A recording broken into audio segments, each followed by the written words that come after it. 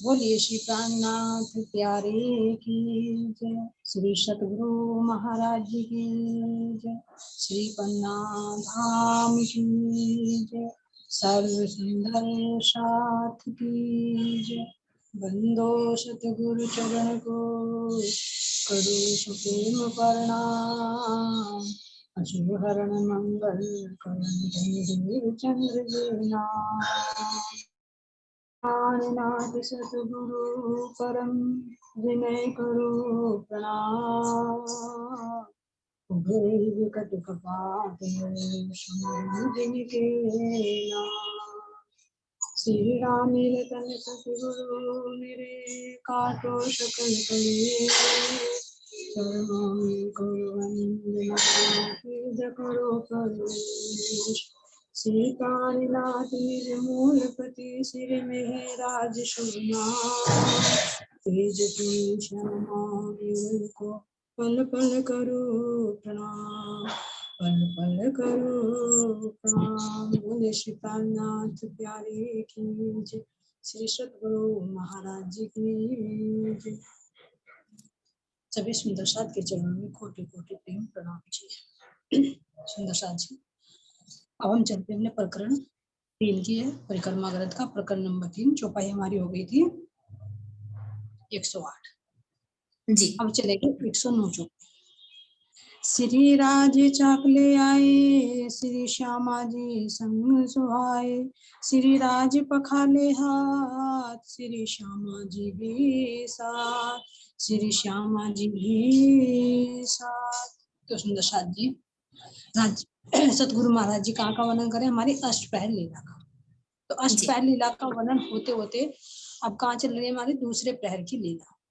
तो दूसरे प्रहर में वर्णन आया है कि किस तरह से सखियां साग तरकारी लेकर आती हैं, लाड़बाई का जुट जो है वो भोजन तैयार कर देता है, और जब यहाँ पे 11:15 बजे का समय होता है तो श्री राज जी उनको आज्ञा दे देते हैं जी कि तुम भोजन ले आओ।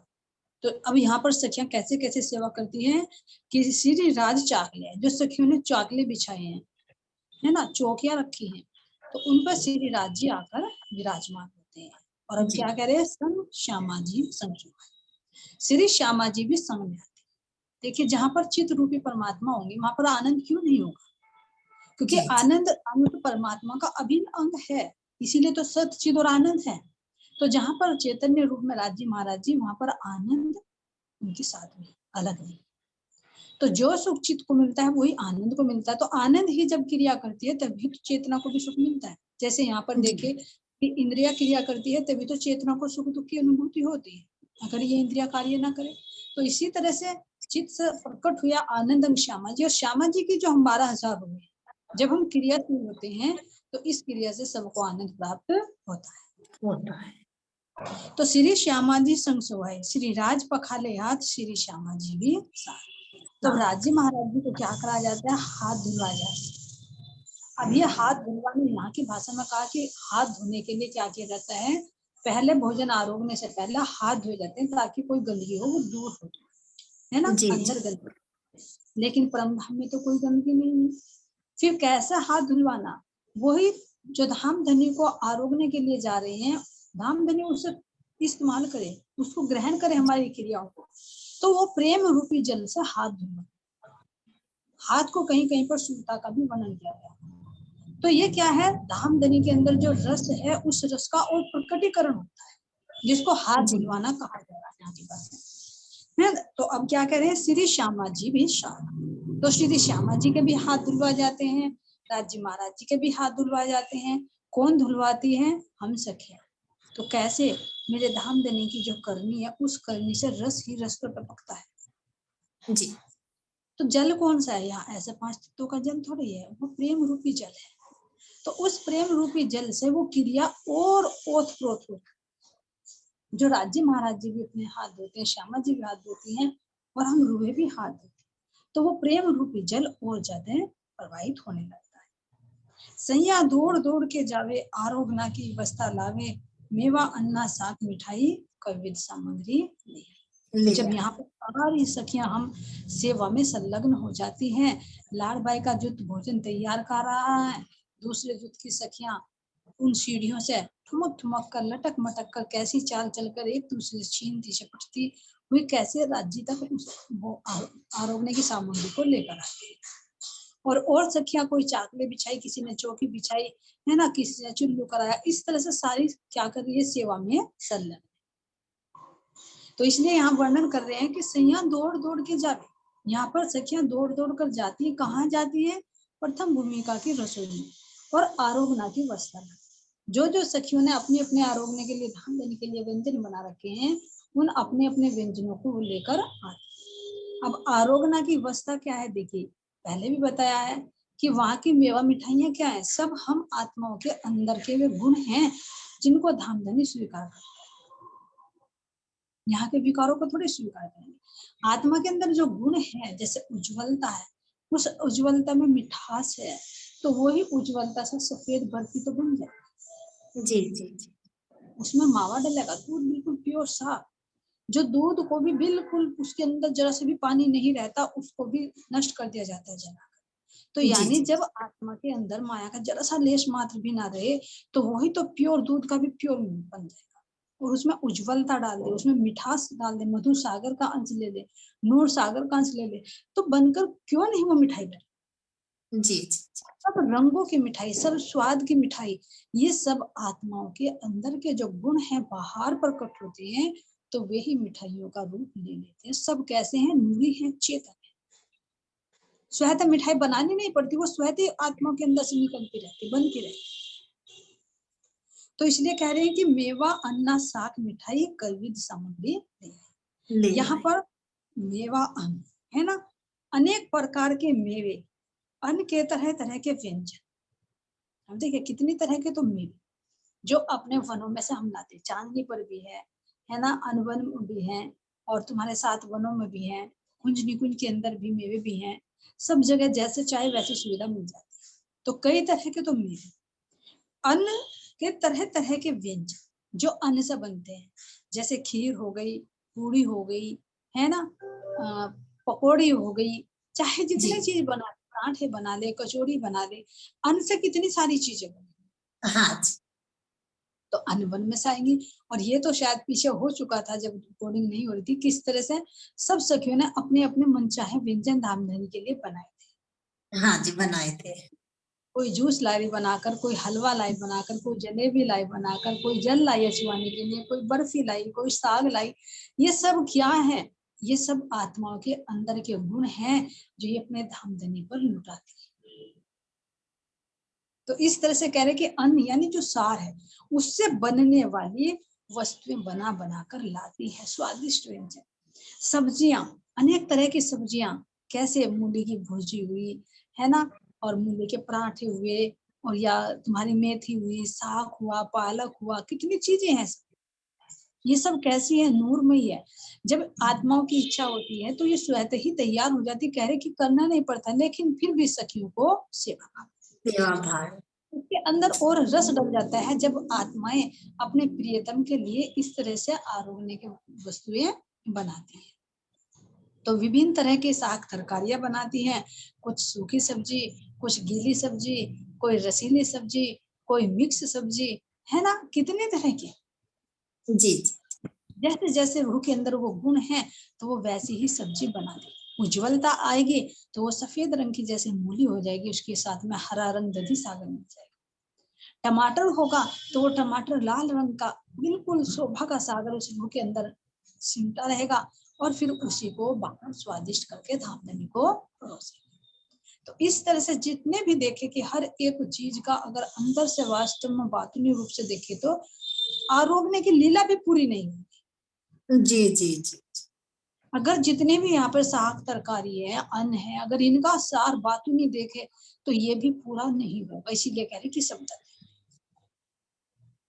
तो इस तरह से सब्जियां और मिठाइयां तथा अनेकों प्रकार की बहुत सी चीजें लेकर आती है। तो इस समय का देखो दृश्य क्या होगा, एक हृदय में यहाँ देख लो थोड़ा सा अनुभव, अगर हमारे मान लीजिए कोई हमने फंक्शन किया और हमारे सुंदर सा घर पधारे, तो एक हर अंग में कितनी उमंग होती है। जी जी।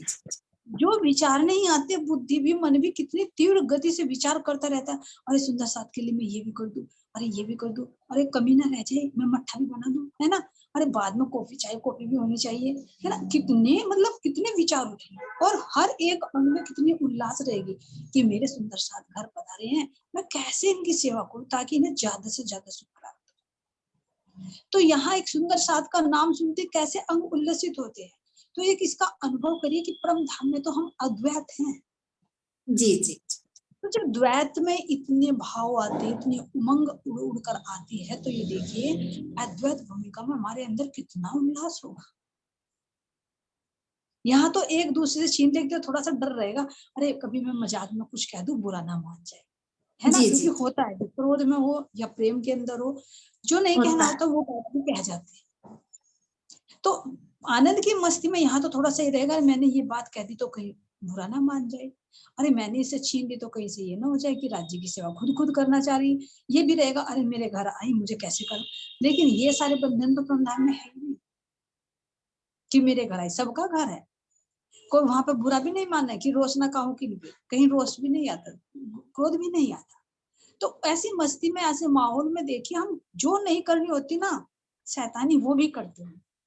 जी जी जिन्ने पे चढ़ते चढ़ते कि क्यों ना हम टांग पकड़ पकड़ के खींचती होंगी कैसे कि नहीं सखी अभी मेरे से आगे कहाँ जा रही है, अभी मेरा भी तो भोजन तैयार होने दे, तुम थोड़ी ना पहले राज्य के पास जाएगी, है ना। तो सीढ़ियों पर से ही पकड़ के खींचेगी, क्योंकि यहाँ की बातें तो नहीं है कि खींच लिया तो वो गिर जाएगी, टांग टूट जाएगी, वो उठ कर अपने घर चली जाएगी, फिर बोलना भी बंद कर देगी। यहाँ की बात ही जी नहीं है, वहाँ जैसे चाहे वैसे ही वहां पर लीला करती है, जितना चाहे हंसी ठिठोली करती है, हाथ से विनोद करती है।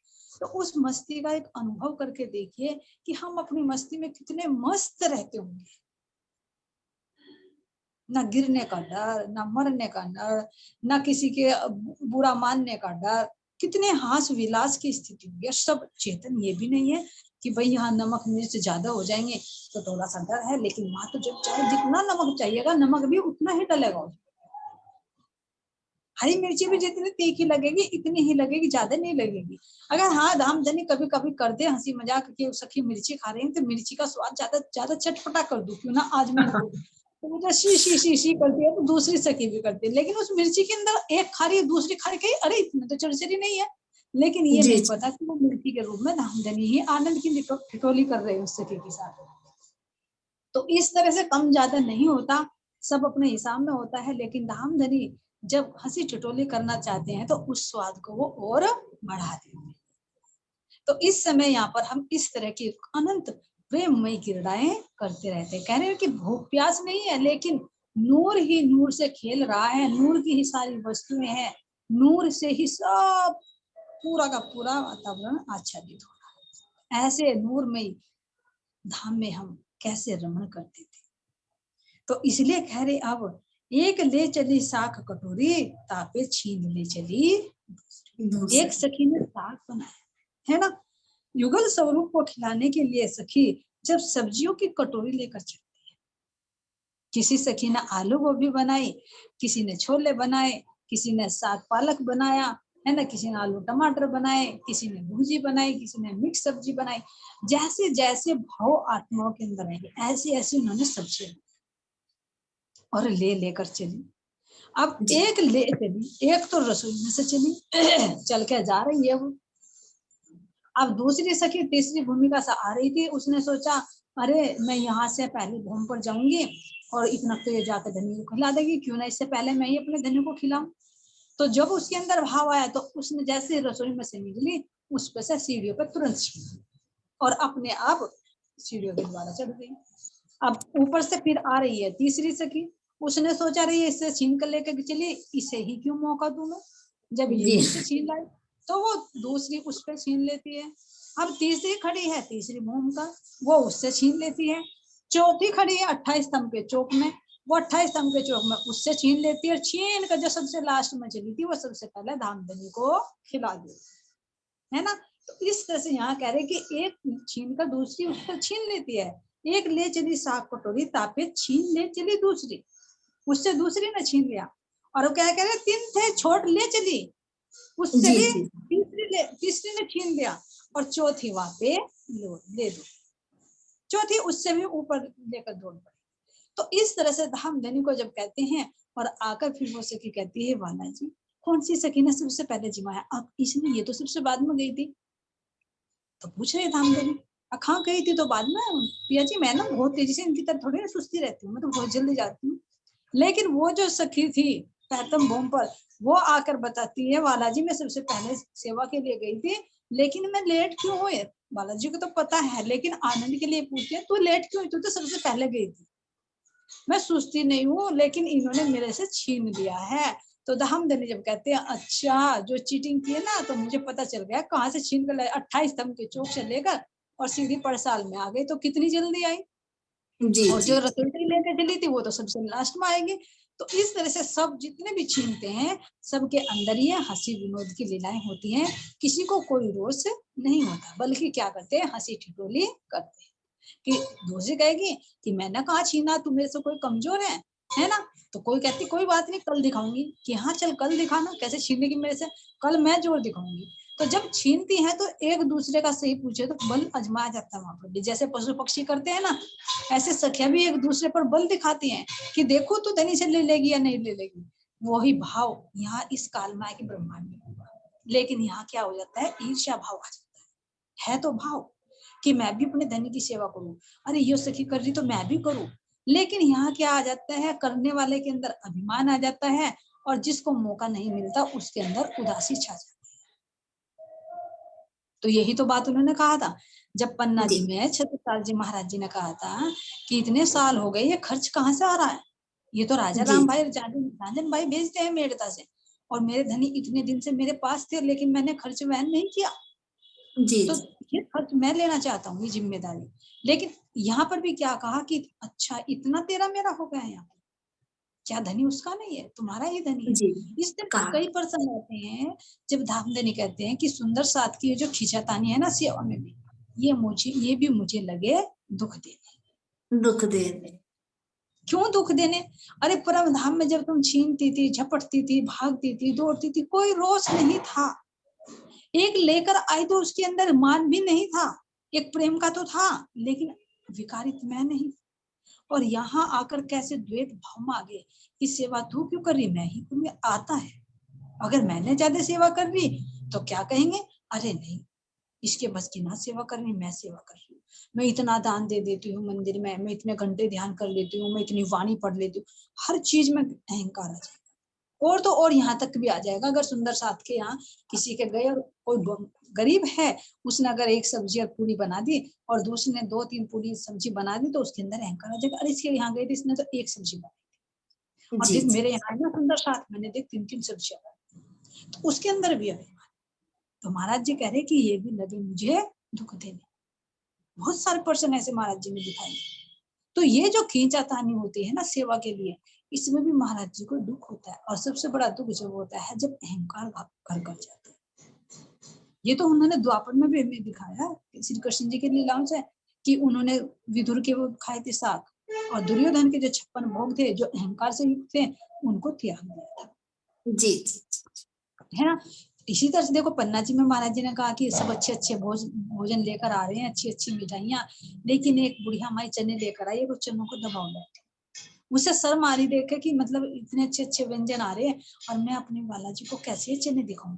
लेकिन सतगुरु महाराज जी तो अंतर्यामी है ना, उन्होंने देख लिया वो चने ही खाए, और तब से ये चने ही चलते हैं शाम के टाइम में वहां पर, आज भी हाँ पन्ना जी जी, हम्म है ना? तो ये जी देखो भाव के भूखे हैं। और ये भी है अगर ये कहे कि किसी सुंदर साथ को कोई सेवा धनी देना चाह रहे हैं, तो वो धनी की इच्छा है, उसे हम छीनने की कोशिश ना करें। जी जी जब हम शायद उस लायक होंगे तो धनी हमें देंगे, अगर उस लायक नहीं है तो अगर तुम छीन भी लोगे तो क्या छीन कर पूरी कर पाओगे? जी ना नहीं कर पाए। देख लो साक्षात बिहारी जी ने गद्दी तो ले ली, लेकिन क्या जागने का उत्तरदायित्व संभाल पाए? जी ना मैं खुद कह रही थी मैं धामधनी हूँ, धामधनी मानकर मेरी पूजा करो, छीन ली जबरदस्ती, लोग की गद्दी ले ली, लेकिन क्या अंदर की गद्दी ले पाए? ना जी तो इस तरह से जिसको धामधनी अपने हृदय में लेते हैं, धामधनी खुद सेवा देते हैं, तो वो ही आत्मा उस सेवा को वहन भी कर सकती, क्योंकि आत्मा वहन नहीं करती, सही पूछे तो धामधनी ही वो बल प्रदान करती है। गुण अंग इंद्री मेहर की रूह मेहर फुकत माहे बूंद। बहुत पहले गुण इंद्रियों में वो वजूद बनाते हैं। खुद देख लो श्यामा महारानी देवचंद जी महाराज जी ने खुद चाहा जागनी मेरे से 69 पातियां तक लिखवाई, सुंदर साथ से भी लिखवाई। लेकिन जब धामधनी ने ले रखा था दिल में कि श्यामा जी 2 झामें धारण करेगी, तो उस तन से नहीं दूसरे तन से जाग। हाँ जी। तो हम उन्होंने तो इतने कष्ट करे उस जीव ने, तो हम किस खेत की मूली अगर ये देखें। तो इसलिए जो चाहो तो जैसे चाहो धनी वैसे, जो जानो तो करो कशम। हम तो हाथ उनके और हक हाथ। तो यहाँ समर्पण, और जब यहाँ विकार आ जाता है तो धामधनी कहते हैं कि परमधाम की मेरी आत्माएं एक रूपता से कैसे रहती थी और यहाँ सेवा में भी खींचातानी करने लगी। तो इसीलिए कह रहे हैं कि 3 थे छोट ले चली तीसरी चौथी बातें ले। इस तरह से एक सखी दूसरी सखी से, दूसरी तीसरी से, और चौथी सखी उससे भी लेकर दौड़ने लगती है। जो कदी छीन लेते हैं जिन पे पर रोशन काहू किन पे, इत जो फिर कर गईया 3 और कटोरी जाए लैया, 3 और कटोरी जाए लैया। इस लीला में भले ही कोई सखी किसी से छीन कर श्रम ले जाती है, भले ये लीला हो रही, लेकिन आरोगने में भी लीला है, भोजन बनाने में भी लीला है, झीलने में भी लीला है। ये सब लीलाएं हैं, कर्म नहीं है। कर्म के पीछे एक मजबूरी होती है, लेकिन लीलाओं के पीछे अपनी स्वेच्छा से करते हैं, कोई बांधने से नहीं, तो धीर्य होती है। तो ये क्या चल रही है, भोजन परोसन। तो इसमें कह रहे हैं कि इस लीला में भले ही कोई सखी किसी से छीन कर श्रम ले जाती है, किंतु किसी को भी किसी के ऊपर क्रोध नहीं आता। तो अब भी हमें ज्यादा से ज्यादा अगर ये रहनी अपनी बनानी है, तो अगर हम सुंदर साथ में रहे, हाल तो कभी कभी मौका मिलता है, धामधनी ने समझा अरे ये तो एक जगह रहकर एक दूसरे के चोटी उखाड़ती हैं, एक दूसरे के गले दबाती हैं, मैं ना अलग अलग शहर में डालती, एक जगह रहने वाली नहीं है, अलग अलग व्यवस्था कर दी। लेकिन अगर कभी कभार धामधनी ये सहयोग मिला भी देते हैं, मिल भी जाते हैं, तो हमें वास्तव में इस बात को ध्यान रखना चाहिए कि परमधाम हम कैसे सेवा करें। जी किसी तरीके के यहाँ अगर रूखा सूखा मिल गया तो वो भी मेरे लिए महाप्रसाद, चाहे अमीर हो चाहे गरीब हो। और किसी ने अगर उसके पास है समृद्धि, उसने ज्यादा कर दिया, तो उसे अभिमान भी नहीं लाना चाहिए। तो अगर हम ऐसा करने लगे, ऐसा अंदर बनाए, तो ये रूह की रहनी हो जाएगी, कहनी नहीं है, फिर रहनी हो जाएगी। लेकिन कब माया हावी हो जाती है, उसके लिए भी चौकन्ना रहना पड़ता है। पता नहीं चलता चोर कब चोरी करके चले जाते हैं, लेकिन जहां थोड़ी सी भनक लगे, देखा ना कि अगर कहीं पर चोर चोरी कर रहा है, थोड़ी सी खड़खड़ाहट की आवाज हुई, तो अगर मालिक एकदम चौकन्ना हो जाएगा तो शायद चोरी ना हो। लेकिन अगर उसने सोचा ऐसे ही हो रहा होगा, लेट से अब कहाँ रात को उठा है, तो चोर चोरी कर ले जाएगा। तो इसी भांति देखो विकारों ने भी कहा है कि हे जीव, जब तू सोया हुआ है, जिसके घर में चोरी हो रही है, अगर मालिक सोया हुआ है, चोर चोरी करके ले जाए, तो किसका दोष है? जी मालिक का। इसी तरह से हमें भी कह रहे हैं, जीव को भी कह रहे हैं कि जीव तू आत्मा के साथ होकर जागृत हो गया है, तो अगर तुझे थोड़ी सी भी सुराहट हो, थोड़ी सी भी आए तुझा हट कि हाँ माया आने लगी तेरे अंदर, तो उसको तुरंत वहीं के वहीं दबा।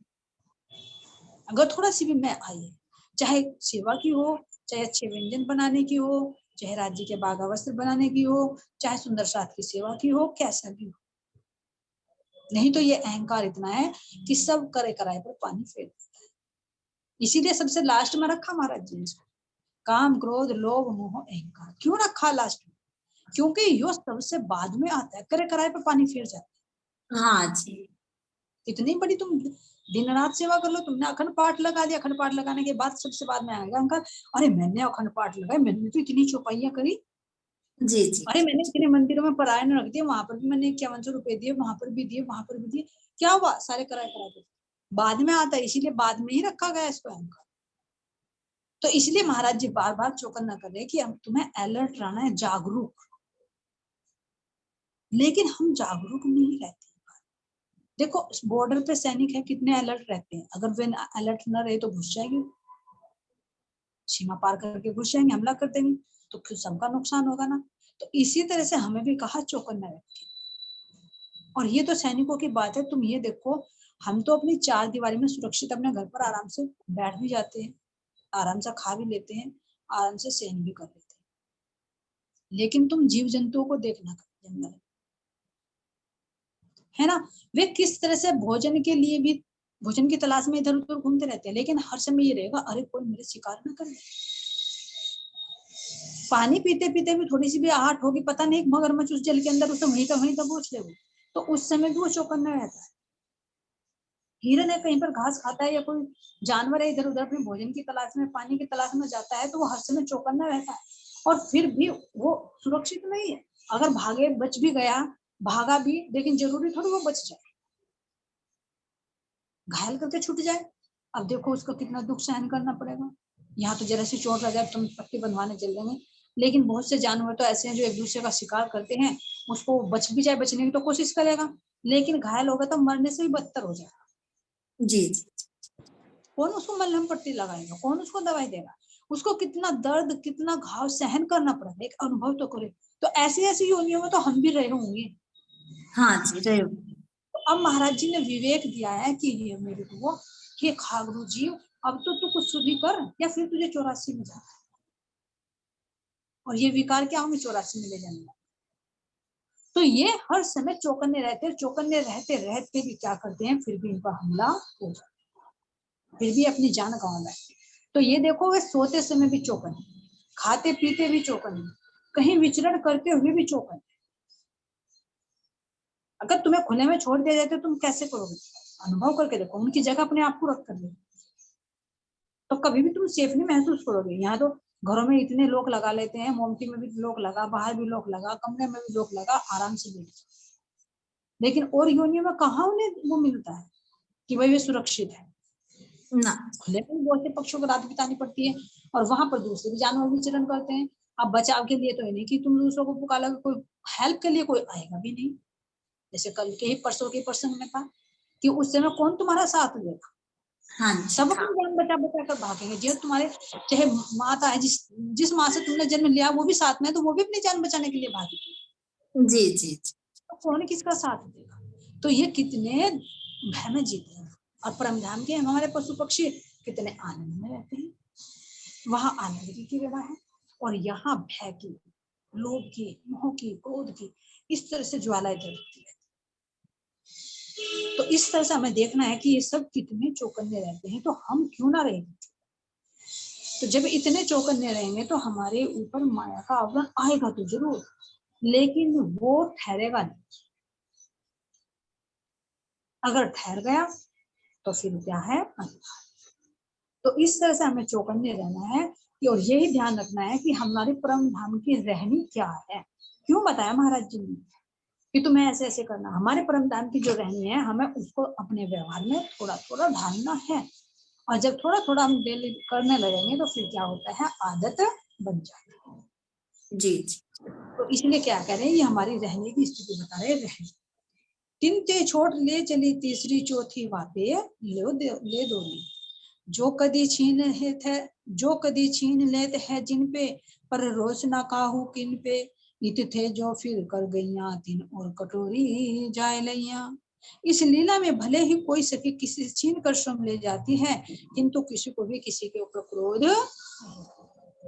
जिन सखियों से भोजन की कटोरी छीन ले जाती है, वे हंसती हुई वापस लौट कर आती है। कोई बात नहीं, तूने ये कटोरी ले ली, जो मैंने मेरे अंदर जो विचार आ रहा था, हे सखी तूने वो बता दिया, तो कोई बात नहीं, चल यही तो है यहाँ पर भी। ये तो नहीं कि मेरे अंदर कोई विचार आया तो मैं ही बताऊं, नहीं, तेरे अंदर विचार आया तुमने बता लिया, तो यही तुम्हारा प्रेम धाम का संबंध है। तूने बता दिया, मैंने बता दिया, एक ही बात है, धाम देन तो सबकी सुन रहे हैं। तो वो क्या करती है, वो हंसती हुई क्या करती है, वो और खोज कर लाती। जी जी। मान लीजिए उदाहरण के लिए, हरियल सखी जी और ममता प्रेम सखी जी की कोई वार्तालाप हुई, विचार तो उठा प्रेम सखी का, और हरियल सखी ने जिन्हें वो पकड़ लिया, और सबसे पहले मीटिंग में उसने ही बोल दिया। तो अब प्रेम सखी को रोष नहीं करना, उसको और खोज करना। क्या लाना है कि अरे मैं इस पर और मंथन करूंगी, मुझे और नई चीज मिले, जिसको धाम धनी स्वीकार करेंगे, देने वाले तो धाम धनी। तो इस तरह से वो रोष नहीं करना चाहिए, क्योंकि गया ना, सब रूहों को मिलना था ना वो प्रसाद, मिल गया। हाँ जी, मिल गया। मेरे जरिए मिला या दूसरी सखी के जरिए मिला, मिला तो है। तो वो क्या करेगी, फिर जब तुम दूसरा लाओगे वो दूसरी सखी ने ले लिया, तीसरा लाओगे फिर उस सखी ने ले लिया। तो अब ये क्या करेंगे, लेने वाले को खुद शर्म आ जाएगी। कैसे आ जाएगी यहाँ पर, अरे वो तो खोजती है और मेरे अंदर क्यों नहीं विचार उठते, मैं भी प्रयत्न करूँ। तो उससे वो भी चलनी बनी कि मैं भी अपने धाम देने के लिए अच्छे अच्छे व्यंजन बनाऊं। तो ये नए नए चलनी चले, नए नए कई विचार, तो यही तो है धाम देने के लिए। उनके साथ जी। में प्रेम की बातें करना, प्रेम के नए नए भाव उपजाना और सखियों के अंदर भाव उपजाना, यही तो है आरोप नाम का, जो इस रस को स्वीकार करते हैं, इन मीठी मीठी बातों का रस लेते हैं धाम। और आशिक मासूक को क्या चाहिए, आशिक मासूका की बात करे, मासूका आशिक की बात करे, उस बातों में दिल भर जाता है ना। तो इस तरह से हमें क्या करना है, प्रेम से रहना। जिन सखियों से भोजन की कटोरी छीन ली जाती है, वे हंसती हुई वापस लौटकर रसोई घर में जाती है और कोई कटोरी लेकर दौड़ती हुई आती है। जी। यो एक एक पर ले, यो एक एक पे लेवे, एक हेत एक दूजी को देवे, सम मंदिर करे झनकार, स्वर उठत मधुर मनोहार, स्वर उठत मधुर मनोहार। इस प्रकार सखियां एक दूसरे से भोजन की सामग्री को ले लेती है। तो ये है यहाँ पर जो सखियां मंथन कर रही है, विचार कर रही है, धाम धनी से मीठी मीठी बातें कर रही हैं, तो वो दूसरी सखी को भी दे, तो दूसरी सखी भी उस रस का अनुभव करेगी और उसको धाम धनी खुश होकर और देते हैं। कहते ना, यहाँ तो कहते हैं लौकिक में कि जैसी नीयत वैसी बरकत, कि जैसे दूसरों को दोगे तो तुम्हारे घर में ऐसी बढ़ोतरी होगी। तो इसी तरह से जब तुम दूसरी सखी को देना चाहोगे तो धाम धनी तुम्हारे लिए और द्वार खोल देंगे और देंगे। बांटो जितना तुम बांट सकते हो, देने वाला मैं, भंडार खुले हो। और अगर कोई कंजूसी करे तो वो क्या होगा कि तेरा जो है वो तेरा भी नहीं रहा, तो और तो तुझे कहां से मिलेगा। तो इसीलिए महाराज ने कहा, ये सुखदेव सृष्टि को तो मैं अन्ना नार, जो मुझे मंथन करके मिल रहा है, धाम धनी दे रहे हैं, तो ये प्रसादी मैं सब आत्माओं को प्रदान करूंगी। तो यो एक एक पर लेवे, ये हेत एक दूजी को दे। इस प्रकार सखियां एक दूसरे की भोजन सामग्री को ले लेती हैं और प्रेम पूर्वक एक दूसरे को देती है। प्रेम पूर्वक, अगर तूने ले भी लिया ना तो मुझे रोज नहीं, अरे दे तूने, मैं और ला रही हूँ, किसी कमी थोड़ी है। यहाँ की बात ही थोड़ी है कि तूने मेरे से कटोरी ले ली तो कुकर में तो एक ही कटोरी सब्जी बची तो मैं कहाँ से खाऊंगी। हाँ, तो जितना चाहो इतना आनंद है। इसीलिए कह रहे कि द्वैत में सारे विकार होते हैं, अद्वैत में विकार नहीं बनते, नहीं होते। कोई चीज खत्म भी नहीं होती, तो फिर लोभ लालच कहाँ से आए, ईर्ष्या द्वेष कहाँ से आएगी जब द्वैत है ही नहीं। प्रेम ही प्रेम, आनंद ही आनंद। तो इस तरह कह रहे हैं कि इस प्रकार सखियां एक दूसरे से भोजन सामग्री ले लेती है, प्रेम पूर्वक एक दूसरे को देती है। उनके पैरों की झनकार, अब एहसास कीजिए अपने आप, जब हम सखियां उन सीढ़ियों पर चढ़ते हैं, हमारे कोमल कोमल पैर, जो उज्ज्वलता, और नीचे से लाल बिल्कुल जैसे महावर लगा हो, और उसके अंदर भी छोटी छोटी बारीक बारीक रेखा, कितने कोमल से भी अति कोमल, और हमारे चरणों में वे आभूषण झनकार करते हुए, मधुर मधुर ध्वनि निकालते हुए। तो जब हम उन सीढ़ियों पर चढ़ते हैं तो क्या कह रही हैं कि पैरों की झनकार रंग महल के सभी मंदिरों में सुनाई। मंदिर तो क्या कहे, शायद पूरे वनों में अच्छा नहीं, क्योंकि अद्वैत है। जो एक जगह अनुभव हो रहा है तो वो सारे में होगा। तो कह रहे हैं कि पैरों की झनकार रंग महल के सभी मंदिरों में सुनाई पड़ती है। कैसे पड़ती है, जैसे आवाज गूंजती है। देखा होगा तुमने कभी, जब खाली जगह होती है उसमें हम बोले तो हमारी जो आवाज है वो दीवारों से टकराकर बाद में हमारे से कानों में पड़ती है। जी जी तो जी। इस तरह से हमारे मंदिरों में वो ध्वनि निकलती है, तो उन मंदिरों से दीवार से टकराकर वो ध्वनि फिर कानों में पड़ती है। तो ये नहीं पता लगता कि कहाँ से ये ध्वनि आ रही है पैरों की, लेकिन चारों तरफ उन दीवारों में से निकलती हुई महसूस। तो ऐसे कह रहे हैं कि उनके पैरों की झनकार रंग महल के सभी मंदिरों में सुनाई पड़ती है। उसका स्वर इतना मीठा होता है कि मन को हर लेता है। देखिए स्वर, देखो इनमें भी हर एक में अलग अलग रस होता है। मोटे मोटे घुंघरू लोग हैं, उनकी आवाज अलग जी। पायल लोग हैं, उनकी आवाज कम अलग है, छोटे छोटे पायल के अंदर होते हैं, उनकी आवाज अलग, सबकी आवाज में अंतर होता है। तो अब ये हमारे जो पैरों के आभूषण है, जो घुंघरू है, इनके तो ये तो धाम धनी के गुणों का ही गान करते रहते हैं। तो हम रूह कान लगाकर उन स्वरों को सुनते हैं कि वे जिसमें धनी का ही गुणगान करते हैं। इसलिए कह रहे हैं कि परम धाम में उनका स्वर इतना मीठा होता है। अब मीठा भी ये कहा कि देखो इसका स्वाद रसना से तो नहीं लगे मीठे का, जैसे यहाँ पर कोई मीठा बोलता है तो शब्द कहाँ जाते हैं, कानों के जरिए जाते हैं, चित्त को शांति प्रदान करते हैं, मन को शांति मिलती है। तो कहते अरे ये इतना मीठा बोलता है। तो यहाँ का मीठा तो एक स्वार्थ बस होता है, कुछ ना कुछ कारण होता है, अंदर से वो जहरीला होता है और कड़वे वचन हितकारी होता है। लेकिन परम धाम में तो हमारा मीठा ही मीठा है। इसीलिए कहा मेरे मीठे बोले साथी वह तुम्हारा काम, सब मीठा ही मीठा। तो मीठा कैसा है, जिससे तनिक भी दुख की अनुभूति ना हो, आनंद ही आनंद। हर एक इंद्रियों, नैन देख रहे हैं तो उनको भी अच्छे लग रहे हैं क्योंकि उनकी आकृति सुंदर, नासिका उनकी गंध ले रही तो नासिका को भी अच्छे लग रहे हैं, श्रवण अब उनकी आवाज मधुर ध्वनि को सुन रहे तो श्रवणों को भी अच्छा लग रहा है, स्किन छू कर देख रहे हैं तो कोमलता का एहसास हो रहा है। तो अब ये देखिए कौन सी चीज है जो वो खुश आनंद नहीं दे रही, तो इसलिए सबको मिलाकर क्या कह दिया कि मीठा, सारे स्वाद। तो ऐसे ये आभूषण हमें आनंद प्रदान करते हैं। ब्रह्मधाम स्वलीला अद्वैत की भूमिका है, वहां की ब्रह्मानंद लीला का रस कण कण में व्याप्त है। जैसे लीला जैसा रस इन पायलों के अंदर है, वैसा ब्रह्मधाम के कण कण में मौजूद है। इस प्रकार रंग महल के मंदिरों में सखियों के पैरों से उठने वाली मधुर ध्वनि संपूर्ण 25 पक्षों में सुनाई पड़ती। ये देखिए, जैसे यहाँ तो कहते थे कि भाई घर में ही घुंघरू की आवाज आ रही है, कौन चल रहा है, आवाज आ रही है सारे घर में, है ना। लेकिन ये तो हमारे पूरे ब्रह्मधाम में झनकार होती है और फिर घूम कर आती है। तो क्या कहते 25 पक्षों में सुनी जाती हैं, वहां के प्रेम और आनंद को किसी स्थान विशेष की सीमा के बंधन में नहीं बांधा जा सकता, क्योंकि सारी जीवी क्या है, सब अद्वैत। तो अद्वैत में ही जीना, अद्वैत में बोलना, अद्वैत में नाचना, अद्वैत में ही सब लीलाएं होती है। तो वो क्यों नहीं आनंद, तो इसलिए आनंद ही आनंद की बसात होती है जी।